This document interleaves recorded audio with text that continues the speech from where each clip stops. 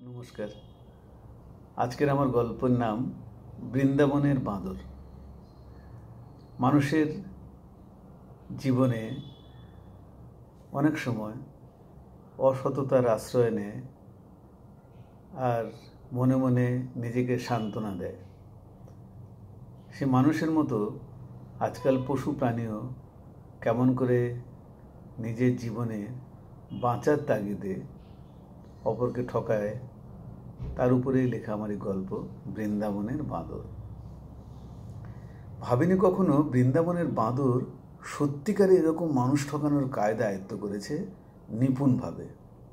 কায়দাটা অদ্ভুত রকমের, যেন কম করে 6 মাস ট্রেনিং নিয়েছে এক একজন কোনো নামী ট্রেনিং সেন্টারে। আপন মনে চলছিলাম বেশ নিধিবনের দিকে। কত গল্প শুনেছি নিধিবন নিয়ে। শ্রীকৃষ্ণ নাকি রাসলীলা খেলতেন এখানে শ্রীরাধা ও ভিন্ন ভিন্ন গোপীদের নিয়ে। এখানে অনেক সময় কাটাতো। এখনও নাকি সে খেলা চলতে থাকে রাতের গভীর আঁধারে। সে যে লীলাই করুক, আমার তাতে কোনো মাথা ব্যথা নেই।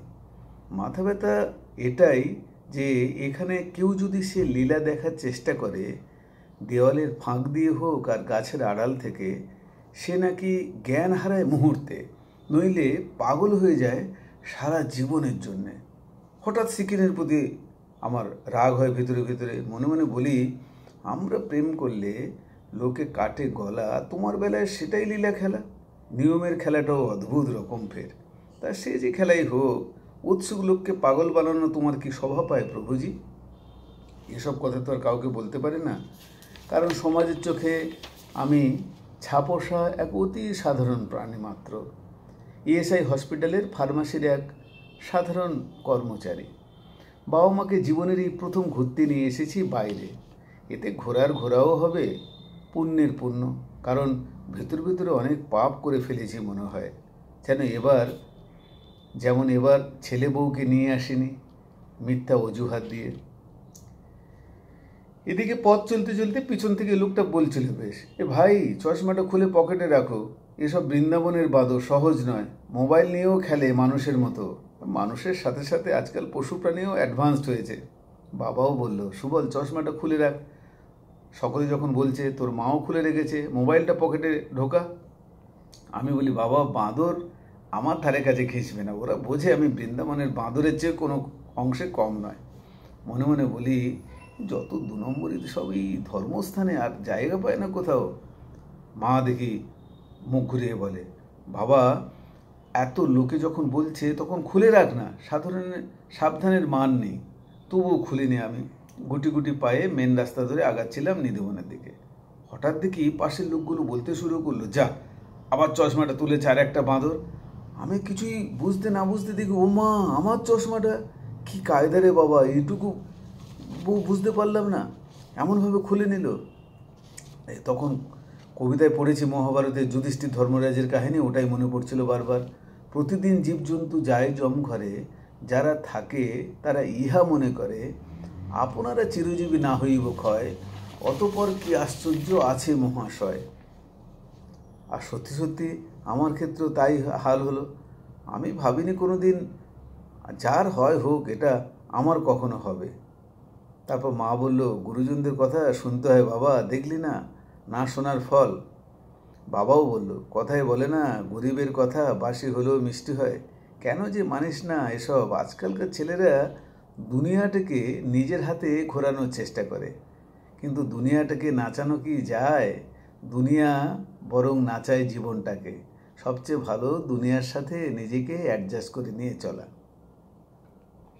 আমি তো হতভম্ব। লোকের কথা মতো আমি ফ্রুটি খুঁজতে লাগলাম। এই অফ সিজনে ফ্রুটি কোন ফলের দোকানে পাওয়া যাবে? এদিক ওদিক করছি, দেখি একটা 12-13 বছরের ছেলে এসে বলছে, আঙ্কেল মেরে সে লেলো। ও মা, ও তো দেখি ফ্রুটি, এবার ম্যাঙ্গো জুস। বাচ্চাটার কৌশলও কম নয়। বললো, আমাকে সদয় দিয়ে দাও, আমি তোমার চশমাটা উদ্ধার করে দেবো। আমি বললাম, আরে এই ফ্রুটি নিয়ে ভাবলাম, আমি ভাবছিলাম এটা ফল, যাকে তো ফ্রুটি। আচ্ছা, ফ্রুটি নিয়ে বাঁদর কী করবে? ছেলেটা দিকে ওটা উপরের দিকে ছুঁড়লো, আর বাঁদরটা জাদুকরের মতো চশমাটা ছেড়ে ফ্রুটির প্যাকেটটা এমন কায়দা করে ধরলো, আমি তো বিস্ময়ে বিমূঢ়। মনে মনে বললাম, মনে হয় একেই বলে বাঁচার কৌশল, সারভাইভাল স্ট্র্যাটেজি। তাই বলে না খেটে চিটিং করে এরকম করা। পরে মনে মনে ভাবলাম, আমিও তো সৎভাবে বাঁচতে চেয়েছিলাম। বেনিবাদম মাস্টারের শিক্ষা মতো অনেকবার করে ওনাকে বলতে শুনেছি, সৎ মানুষের শক্তির অভাব হয় না, ওদের বাঁচার গন্ধটা নাকি গন্ধরাজ লেবুর মতো, নাকে বনবন করে ঘুরতে থাকে, জিভেও। যদিও গায়ের ঠান্ডায় গায়ে ছেঁড়া কম্বল তারই সম্বল। তবু লোকটার মধ্যে খুশির সীমা ছিল না। সব সময় মুখে হাসি, হেসে হেসে কথা বলা, যেন দুঃখ বলে কিছু হয় না এ দুনিয়ায়। শুধু এ দুনিয়ায় অভাবের বা চাওয়ার ভাবটাই দুঃখ। দুঃখ সব নিজেরই বানানো। সেই মতো চলছিলাম তো বেশ। 10 পাশ করে লেদার কারখানায় ঢুকলাম। দম বন্ধ করা গন্ধে আর অঝরে ঝরা ঘামের জবজপানিতেও চুপ থেকেছি দিনের পর দিন, বাঁচার তাগিদে। দুমুঠো ভাত আর পরনের কাপড়। বাবা মা একটু হলেও নিশ্চিন্ত হলো, বলল সুবলটা বাবা মার সংসারে হাত বাড়িয়েছে। আর মেয়েটা কি করলো, নিজের ঘরটা ঠিক মতো করতে পারলো না, ফিরে এলো। আর সবই এখন সুবলের কাঁধে, বেচারা। এছাড়াও আমার আর একটা জগৎ আছে, ও পাড়ার সন্ধ্যা, সন্ধে তারার মতো আমার হৃদয়ের মাঝখানে উজ্জ্বল। তাকে পাওয়া কি এত সহজ? ভালো কিছু একটা করতেই হবে। হঠাৎ সকালের খবরের কাগজের পাতায় চোখটা পড়তে দেখলাম ইএসআই হসপিটালে নানা ধরনের কাজের লোক নিচ্ছে। তারপর দিনই কাগজ জমা করে এলাম। ক্লার্কটা বলছে, ভাই ফটোটা একটু ভালো লাগাতে পারতে। আমি মুখের উপর বলেছি, ভালো ফটো লাগিয়ে লাভ কি, ভালো কাজ নিয়ে কথা, দেখে নিও কাজটা কেমন করি। সত্যি একদিন আমার চাকরিটা হয়ে গেল ইএসআই হসপিটালের ফার্মেসিতে। এই অঞ্চলের প্রধান সমতুল মান্না বলেছে, আরে সুবল, লাখ তোর ঘুরে গেল রে, ফার্মেসিতে চাকরি মানে বুঝতে পারছিস, টাকা টাকা। ওষুধের চাহিদা এখন রাজপ্রাসাদ থেকে শুরু করে গ্রামের অলিতে গলিতে সর্বত্র। আমাকেও যোগান দিতে পারিস, ভালো মতো রিটার্ন দেব। প্রথম প্রথম আমি কথাগুলো বুঝতে পারিনি, পরে বুঝলাম আসল কাহিনীটা। সন্ধ্যা বলেছে, পয়সাটাই হলো আসল শ্রীকৃষ্ণ, জানো। সে যেভাবেই হাতে আসুক, তবে হ্যাঁ, লোকের পকেট কেটে কিংবা লোক ঠকিয়ে নয়। ফার্মাসির ইনচার্জ ছামাদ আনসারি বলে, 2-1টা ওষুধ নিয়ে যেতে পারিস। এত ইস্যু করে করে আমার না হাতে ব্যথা হয়ে গেছে, তবে বলে নিবি কিন্তু। সেই শুরু।